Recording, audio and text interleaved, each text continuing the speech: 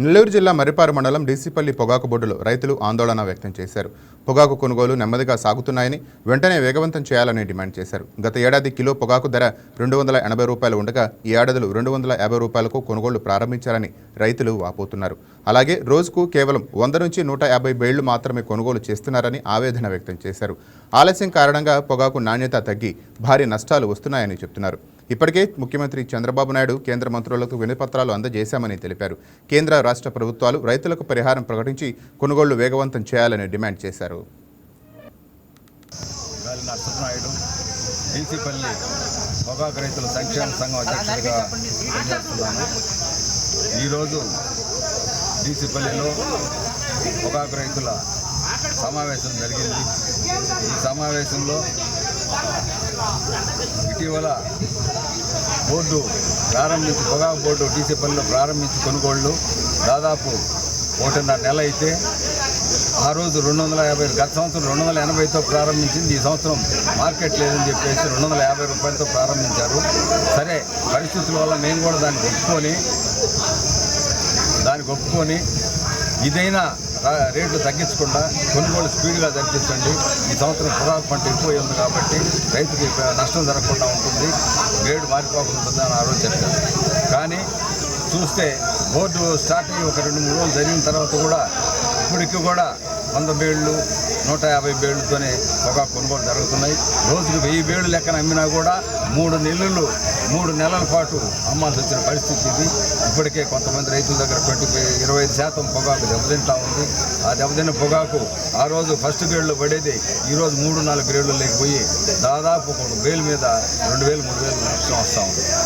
ఈరోజు మిగతా ఒంగోలు కానీ ఎన్ఎల్ఎస్ గోదావరి జిల్లాలో కానీ రైతులందరూ కూడా మాట్లాడుతున్నారు.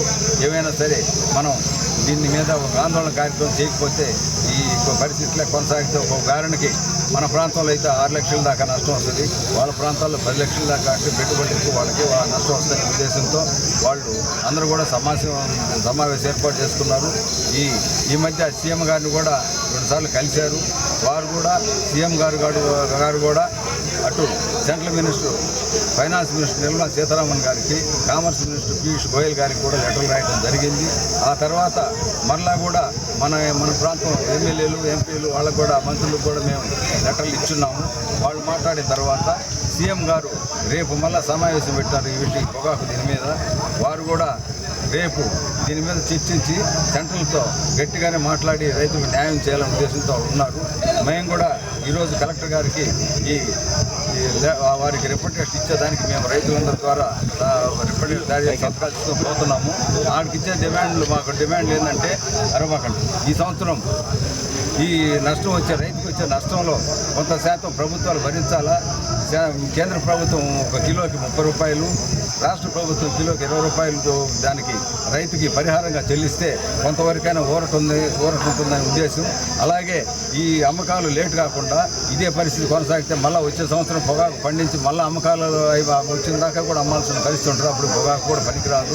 అందువల్ల ఆగస్టు నెలకి అమ్మకాలు కూడా పూర్తి చేస్తే రైతు కొంతవరకైనా ఊరట ఉంటుందనే ఉద్దేశంతో మేము ఈరోజు సమావేశం పెట్టుకున్నాము. కలెక్టర్ గారి దగ్గరికి ఇప్పుడు వెళ్తున్నాము. ఈరోజు మనం పొగాకు బోర్డులో రైతుల తరఫున సమావేశం జరుపుకోవడం జరిగింది. కానీ గత 4 రోజుల నుంచి రైతాంగానికి మనం తెలియజేసినందువల్ల రైతులు మన మీద గౌరవించి రైతులు ఎక్కువ మంది వచ్చి ఈ పొగాకు రైతుల సమావేశంలో పాల్గొనడం అనేది గత చరిత్రతో చూసినప్పుడు చాలా సంతోషదాయకమైన విషయం.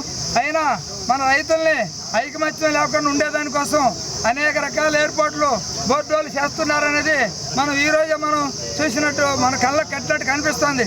ఎందుకంటే ఎప్పుడైనా సోమవారం రోజు ప్యాసింగ్ జరిగేదానికోసం ఆదివారం సెలవు ఉంటుంది కాబట్టి 9:30కు ఆ ప్రాంతంలో ప్లాట్ఫారం బిగిన్ చేసి 11 గంటలు 12 గంటల దగ్గర జరుగుద్ది ఎక్కువ వచ్చినప్పుడు. కానీ తక్కువ చెక్కులు వచ్చినా కూడా కనీసం 10:30 దాకా జరుగుద్ది. కానీ ఈరోజు మనం రైతులకి సమావేశానికి పిలిపించారుగా మన రైతుల్ని అనైక్యతగా తగ్గించేదానికోసం వాళ్ళు 8 గంటలకే ఈరోజు ప్లాట్ఫారం బిగిన్ చేసి 8:45, 9 లోపల వాళ్ళు పంపించి ఏర్పాటు చేయడం జరిగింది. అది కూడా చాలా బాధాకరమైన విషయం. అయినా కూడా రైతులు స్పందించి మన కార్యక్రమంలో పాల్గొన్నారు, మన సమావేశాన్ని జయప్రదం చేశారు.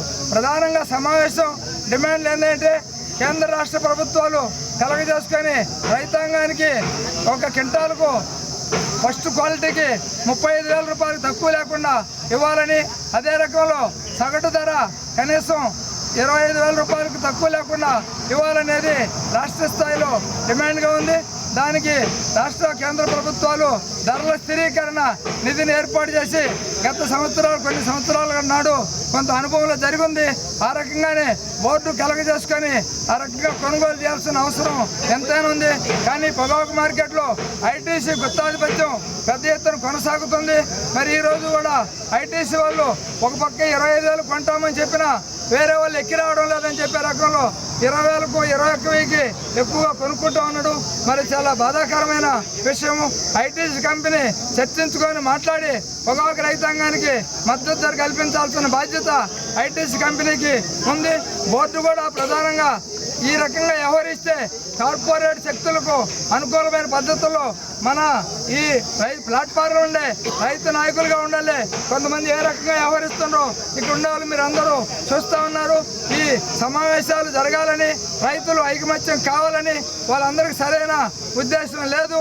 ఎందుకంటే మనల్లో ఒకరు లేకుండా ఎవరు మనం కొనేటట్టు మనం చేయలేము, మనం ఏం చేయలేమని భయభ్రాంతులు అయిపోతే ఎక్కడికంటే ఆడికి ఇచ్చేస్తారని ఈ రకంగా చేస్తే భవిష్యత్తులో అసలు బోర్డే ఎత్తేసే పరిస్థితులు తీసుకురావచ్చునని ఈ కార్పొరేట్ కంపెనీలకు అనుకూలమైన పద్ధతిలో ఇక్కడ కొంతమంది కింది స్థాయిలో చేస్తున్నారనేది మనం అర్థం చేసుకోవాల్సిన అవసరం ఎంతైనా ఉంది.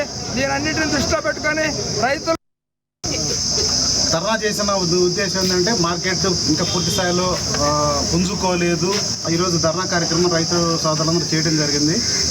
అదే ధర్నా కార్యక్రమం అనంతరం వారు నాకు ఒక రిప్రజెంటేషన్లో కనుక వారి డిమాండ్స్ అన్ని రాసిస్తే నేను మన పై అధికారులకు తెలియజేసి వారి డిమాండ్ని ఎలా పరిష్కారం చేస్తే బాగుంటుంది అనేది డిస్కస్ చేస్తాం. మైసూర్లో మార్కెట్ ఆల్మోస్ట్ చివరికి వచ్చేసిందండి. ఇంకొక వారం రోజుల్లో 10 రోజుల్లో మార్కెట్ మైసూర్ కర్ణాటక మార్కెట్లు అన్నీ క్లోజ్ అయిపోయి అక్కడ బయర్లందరూ అక్కడ కంపెనీలందరూ కూడా మన ఆంధ్రాకి వచ్చే అవకాశం కనబడుతుంది. అందుకే ప్రజెంట్ ఆంధ్రప్రదేశ్లో అన్ని బోర్డులో కూడా కొంచెం వేచి చూసే ధోరణిలో ఉన్నాం మనం. అంటే వీళ్ళు కూడా ఆఫరింగ్స్ కొంచెం తగ్గించుకొని మిగతా మార్కెట్లన్నీ పుంజుకున్న తర్వాత ఫుల్ ఫ్లెడ్జ్డ్గా మనం బేల్స్ ఆఫర్ చేసుకోవాలి అనే ఆలోచనతో చిన్నగా వెళుతున్నాము. దాని ప్రకారం కొన్ని రకాల గ్రేడ్కి కొన్ని కంపెనీ ఆర్డర్స్ కూడా కన్ఫర్మ్ అయ్యే అవకాశాలు కనపడుతున్నాయి దగ్గరలో. వేచి చూడాలి మనం. రేట్ల గురించి మార్కెట్ గురించి మనకు అవగాహన రాదండి అప్పుడు. ఎందుకంటే పొగాకు మార్కెట్లో గతంలో చూసుకున్న అనుభవాలు దృష్టిలో పెట్టుకొని మార్కెట్ సీజన్ స్టార్ట్ అయినప్పుడు ఒక రేట్లు ఉంటుంది, మధ్యలో ఒక రేట్లు ఉంటాయి, లాస్ట్లో ఒక రేట్లు ఉంటాయి. ఇట్లా రకరకాలుగా మార్కెట్ పరిస్థితిని బట్టి డిమాండ్ సప్లైని బట్టి ఆధారపడి ఉంటుంది. ఈ సంవత్సరం కూడా మంచి క్వాలిటీ మనకు వచ్చినప్పటికీ కూడా ప్రజెంట్ అయితే ఆశాజనకంగా లేదు. చెప్పలేం రేపు ఈ వారు ఇవన్నీ ముగిసిపోయి కొంచెం ఆశాజనకంగా ఉండి ఎంతకన్నా ఎక్కువ డిమాండ్ వచ్చే అవకాశాలు అయితే ఉండే అవకాశం ఉంటుంది. ఇప్పుడైతే ఇతిమితంగా ఉంటుంది, లేదు ఉండదు అని చెప్పలేము. ఇప్పుడు నేను చెప్పాను కదా, బేళ్లు పెంచడం కూడా మార్కెట్ని బట్టి ఆధారపడి ఉంటుంది. మనం కూడా తొందరగానే అమ్మాలి అనే మంచి ఉద్దేశంతో ఉన్నాము. కానీ కొంచెం మార్కెట్ సహకరించి అందరూ కొనుగోలుదారులు వేలంలో కనుక పార్టిసిపేట్ చేసిన మరుక్షణమే బేళ్లు పెంచడానికి మనం అయితే పొగాకు బోర్డు